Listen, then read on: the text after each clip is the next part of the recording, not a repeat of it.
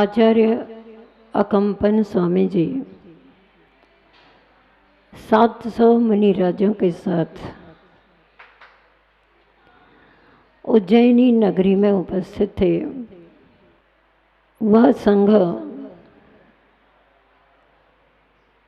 उज्जैनी नगरी की घटना के उपरांत विहार करते हुए हस्तिनापुर पहुंचता है। उन 700 मुनिराजों पर जो उपसर्ग आता है उस विषय को आज अपन सुनेंगे। इसके पूर्व आप सभी ने एक कार्यक्रम निश्चित किया है। रक्षाबंधन महापर्व पर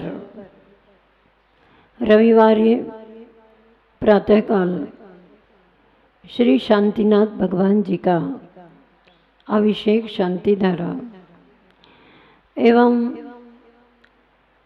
700 मुनिराजों के पूजन अर्चना करने हेतु रक्षाबंधन विधान करने का भी संकल्प किया है। आप सभी लोग उस विधान को सानंद संपन्न करेंगे। किसका मन ऐसा होगा जो उन मुनिराजों की पूजन अर्चना करने के लिए उत्साहित नहीं होगा?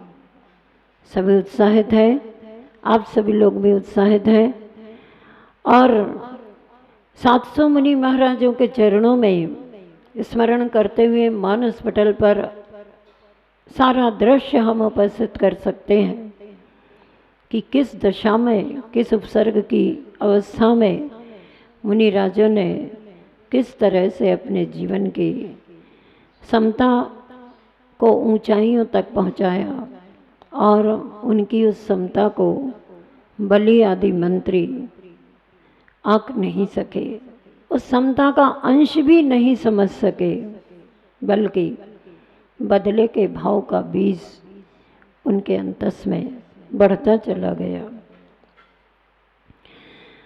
अतः इस रक्षाबंधन पर्व पर आसपास के जो नगर है, छतरपुर है, पन्ना है, राजनगर है, बमीठा है और भी आसपास जो गांव है, नगर है, शहर है, चंद्रनगर है, सभी जगह से श्रावकगण इस अतिशय क्षेत्र स्वर्णोदय खजुराहो में उपस्थित होकर के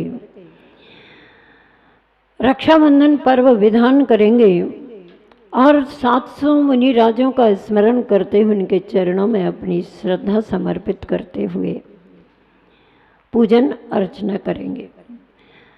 निरंतर 3 दिन से आप रक्षाबंधन पर्व की कथा सुन रहे हैं।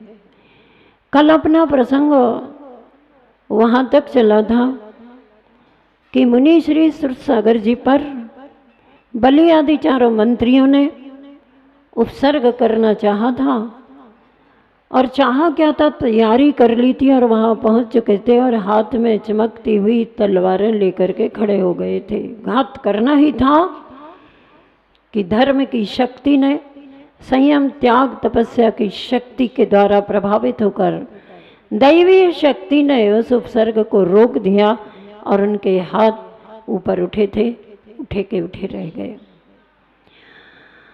राजा ने जब ऐसी स्थिति देखी थी, श्री वर्मा ने, तब उन मंत्रियों को दंड देने के लिए प्राण दंड का निर्णय किया था, लेकिन मुनिराज की समाधि टूटी। वो ध्यान से उठे और राजा से कहा, इन्हें क्षमा कर दिया है मैंने, आप इन्हें दूसरा कोई और दंड दे सकते हैं, ताकि ये दंड के द्वारा ये महसूस करें कि मैंने जो कार्य किया संत पर उपसर्ग करके, दिगंबर मुनिराजों को पर उपसर्ग करके, वो जीवन में कभी नहीं करना चाहिए। ये शिक्षा उनको मिलनी चाहिए। और दूसरी बात, धर्म की प्रभावना धर्म के क्षेत्र में लोगों के क्या कर्तव्य है, मुनि राजों के रक्षा के लिए क्या कर्तव्य है, ये भी हो सके और ये अपने जीवन में सुधार कर सके। राजा ने निर्णय किया था कि उनको गधे की पीठ पर बैठा करके देश से निकलवा दिया और पीछे पीछे से वहाँ के व्यक्ति, बच्चे सब पथराव कर रहे थे और ये घोषित कर रहे थे कि जो भी दिगंबर जैन संतों की इस प्रकार से विराधना करेगा, उनके ऊपर उपसर्ग करेगा, उसकी ये स्थिति होगी। समय बीतता गया,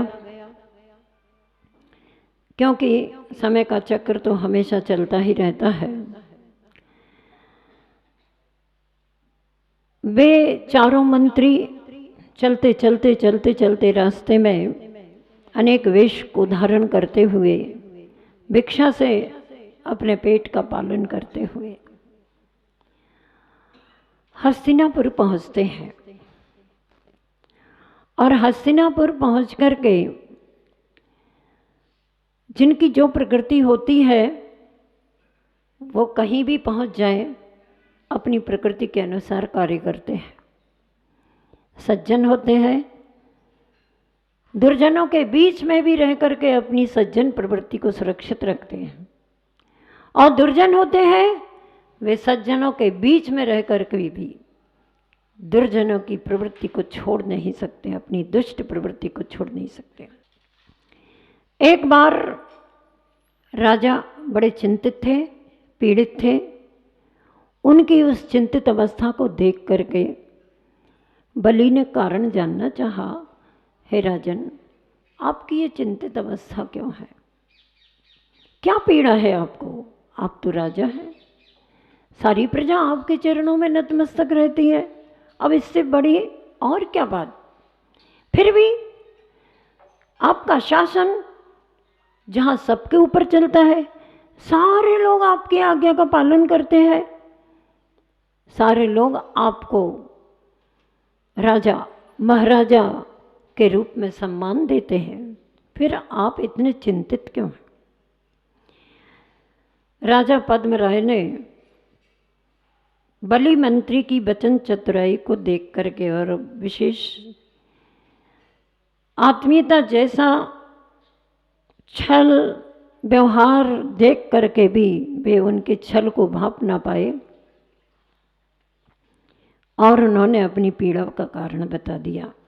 उन्होंने कहा, मेरे पिता महापद्म चक्रवर्ती थे और चक्रवर्ती के चरणों में समस्त राजा नतमस्तक होते थे। कुंभपुर का राजा सिंहबल भी उस समय हमारे सेवकों की भांति राजा को सम्मान देता था, लेकिन पता नहीं अपनी सैन्य शक्ति को प्रबल करके बढ़ा करके उसने इस समय मेरी अवज्ञा करना शुरू कर दी है।